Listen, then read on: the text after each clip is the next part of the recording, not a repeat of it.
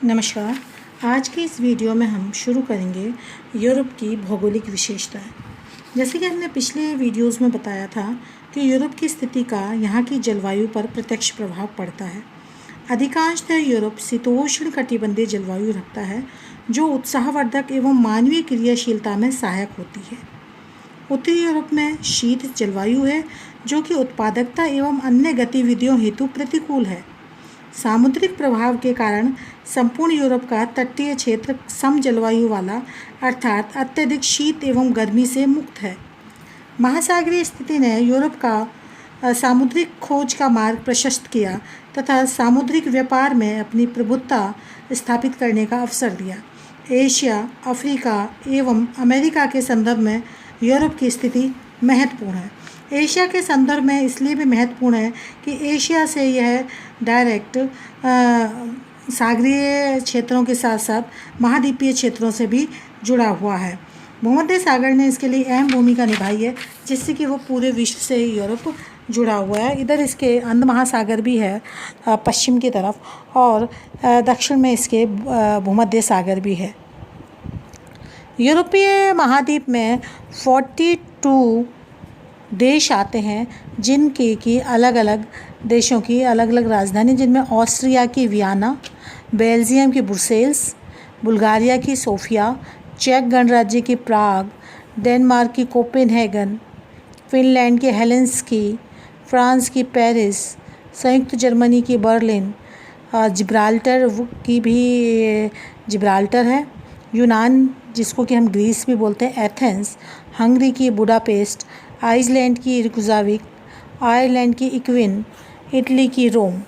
इस तरीके से 42 देशों की राजधानी, नीदरलैंड की एम्स्टर्डम या जिसको हम हैग बोलते हैं, नॉर्वे की ओस्लो। इन पश्चिमी भाग उपयुक्त देशों के अतिरिक्त रूस का पश्चिमी भाग, यूराल के पश्चिम की तरफ हम जाते हैं तो वो उसे भी यूरोप का हिस्सा ही माना जाता है। कुछ भाग इसका रूस का एशिया में आता है और कुछ भाग इसका यूरोप में आता है। यहाँ इस वाले भाग की राजधानी मॉस्को है, रूस की राजधानी, और इसको अनेक नगरों एवं व्यापारिक तथा औद्योगिक प्रतिष्ठान से ये युक्त है। इसके अलावा हम बात करेंगे भौगोलिक विशिष्टताओं की। यूरोपीय महाद्वीप भौगोलिक विशिष्टताओं का क्षेत्र है।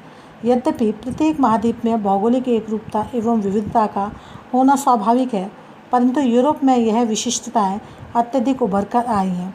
फलस्वरूप यूरोप का इतिहास आर्थिक विकास नहीं, अब तो इसकी राजनीति भी यहाँ के भूगोल तथा नियंत्रित एवं निर्धारित रही है। यूरोप की प्राकृतिक परिस्थितियाँ जैसे कि धरातल, जलवायु, वनस्पति, मृदा, सागर एवं महासागर ने यहाँ के सांस्कृतिक परिदृश्यों को भी बहुत अधिक प्रभावित किया है। यूरोप का महत्व इसकी स्थिति के कारण अत्यधिक बढ़ जाता है। शीतोष्ण कटिबंध में स्थित होने के कारण महाद्वीप अति शीत तथा अति गर्मी से बच जाता है। अतः यहाँ वर्ष भर विकास योग्य दशाएं अनुकूल रहती हैं। अन्य महाद्वीपों की अपेक्षा इस महाद्वीप का बहुत थोड़ा प्रदेश उत्तरी ध्रुव वृत्त के अंदर आता है। इस प्रकार यूरोप उत्तर के हिमाच्छादित प्रदेशों के प्रभाव में बहुत कम आता है। उत्तरी अमेरिका तथा एशिया का उत्तरी विशाल प्रदेश बर्फ युक्त है। उच्च अक्षांशों में स्थित होने के कारण विश्व के प्राय सभी महत्वपूर्ण व्यापारिक मार्ग, जल मार्ग व वायु मार्ग यूरोप से होकर ही जाते हैं, क्योंकि उच्च अक्षांशों में मार्गों की लंबाई कम हो जाती है। उत्तर स्थल गोलार्ध के केंद्र में स्थित होने के कारण यूरोप संपूर्ण विश्व का केंद्र बिंदु भी है, जिसे हम पहले आपको समझा चुके हैं। उत्तरी अमेरिका तथा एशिया दो विशाल महाद्वीपों के मध्य स्थित होने के कारण यूरोप आज और भी अधिक शक्तिशाली बन गया है और महत्वपूर्ण बन गया है। अंध महासागर के प्रमुख द्वार पर तथा उत्तरी अमेरिका के समक्ष स्थित होने के कारण यह महाद्वीप जलमार्गों की दृष्टि से भी महत्वपूर्ण है। आज के राजनीतिक माहौल में यूरोप की दो महाशक्तियों के बीच में स्थिति है। इन महाशक्तियों में सैद्धांतिक रूप से मौलिक मतभेद हैं, अतः इन दोनों के मध्य स्थित इस प्रदेश में शक्ति का संतुलन होना आवश्यक है। इस संतुलन में हम ये मान सकते हैं कि थोड़ा भी अंतर पड़ता है तो संसार को तृतीय महायुद्ध के भीषण व विनाशकारी परिणामों को भुगतना पड़ सकता है। ऐसे ही महाशक्तियाँ एशिया की रणस्थली बनना चाहती हैं। वास्तव में यूरोप की अक्षांशीय स्थिति, महासागरीय स्थिति अनेक सागरों की जैसे भूमध्य सागर, काला सागर, कैस्पियन सागर, बाल्टिक सागर आदि के संदर्भ में स्थिति है। उत्तर में हिमखंडित आर्कटिक महासागर की स्थिति ने यहाँ की जलवायु, कृषि, आर्थिक विकास, आवास, जनसंख्या वितरण आदि को प्रभावित किया है। आकृति की बात हमने पिछली बार बताई थी। त्रिभुजाकार आकृति है। महाद्वीप एक विशाल भूखंड के रूप में है जिसको कि हम प्रायद्वीपीय भाग भी कह सकते हैं। इस प्रायद्वीपीय की आकृति के कारण एक और स्थलीय मार्गों से पुरानी दुनिया का मार्ग सुलभ हो जाता है और दूसरी ओर जल मार्गों द्वारा नई दुनिया से संबंध हो सकता है। इसलिए यूरोप महाद्वीप दोनों ही नई और पुरानी दुनिया के बीच में एक सेतु का काम करता है। यह विशाल प्रायद्वीप में बहुत से छोटे छोटे प्रायद्वीप जैसे स्कैंडिनेविया, इटली, बाल्कन तथा आइबेरिया भी हैं तथा केवल पूर्वी भाग दक्षिण पूर्वी रूसी स्टेपीज सामुद्रिक प्रभाव से वंचित रहता है। शेष महाद्वीप में पछुआ हवाओं का प्रभाव होने के कारण सागरीय जलवायु का प्रभाव स्थल के आंतरिक भाग में प्रवेश कर जाता है। इसका क्या निष्कर्ष रिजल्ट क्या निकलता है कि महाद्वीप में रेगिस्तानी क्षेत्र नहीं है। अन्य महाद्वीपों की अपेक्षा यूरोप सामान्यतः अधिक घना बसा है तथा जनसंख्या वितरण में उत्तरी यूरोप को छोड़कर अधिक समानता नहीं है। अधिक विस्तार न होने के कारण यहाँ अधिक गतिशीलता है तथा अनेक राजनीतिक इकाइयाँ इसके अंतर्गत हैं। उच्चावच का हमें विशेष विवरण अगले वीडियोस में देंगे, पर हम थोड़ा सा इसके रेफरेंस में आपको बताना चाहते हैं कि ये उत्तरी पश्चिमी पर्वतीय प्रदेश एवं उत्तरी एवं मध्यवर्ती मैदान इसके अंतर्गत आते हैं। दक्षिण पर्वतीय प्रदेश आते हैं।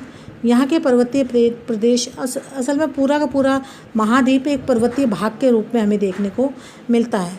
यहाँ के पर्वतीय प्रदेश अपेक्षाकृत कम ऊंचाई के हैं। आल्प्स की श्रेणियों के अतिरिक्त सभी श्रेणियाँ यहाँ आल्प्स के पर्वतीय क्षेत्र में भी स्विट्ज़रलैंड जैसे देश हैं जो अपने विकास का अनूठा उदाहरण प्रस्तुत करते हैं। दक्षिण में 4 प्रायद्वीप है, स्पेनिश, इटालियन, बाल्कन और ग्रीक प्रायद्वीप हैं। इस तरीके से हम कह सकते हैं कि धरातीय स्वरूप में पर्वतीय भागों की अधिकता है। जलवायु की अगर हम बात करते हैं तो यूरोप का अधिकांश भाग शीतोष्ण जलवायु का है और संसार के अन्य महाद्वीपों की अपेक्षा यूरोप की जलवायु कृषि एवं मानव बसाव के लिए अत्यधिक उपयोगी है। स्वास्थ्य के लिए यूरोपीय जलवायु अन्य महाद्वीपों की अपेक्षा अधिक अनुकूल है। अत्यधिक वर्षा तथा भीषण गर्मी का सर्वथा यहाँ पर अभाव है। शीतकाल में पूर्वी तथा उत्तर पूर्वी भागों में ठंड अधिक रहती है। वर्षा का वितरण साल भर समान रहता है। केवल दक्षिण यूरोप में वर्षा जाड़ों में तथा पूर्वी स्टेपीज प्रदेशों में रहती है। महाद्वीप में चक्रवातीय मौसम के कारण यूरोपीय जलवायु में प्रतिपल परिवर्तन होते रहते हैं। इस कारण क्या होता है कि यहाँ पर कार्य करने की क्षमता भी अधिक है। अब हमारे सामने बात ये आती है कि मौसम अनुकूल है अतः कार्य को शीघ्रता से समाप्त कर देना चाहिए। पता नहीं कल क्या मौसम हो, कैसा हो।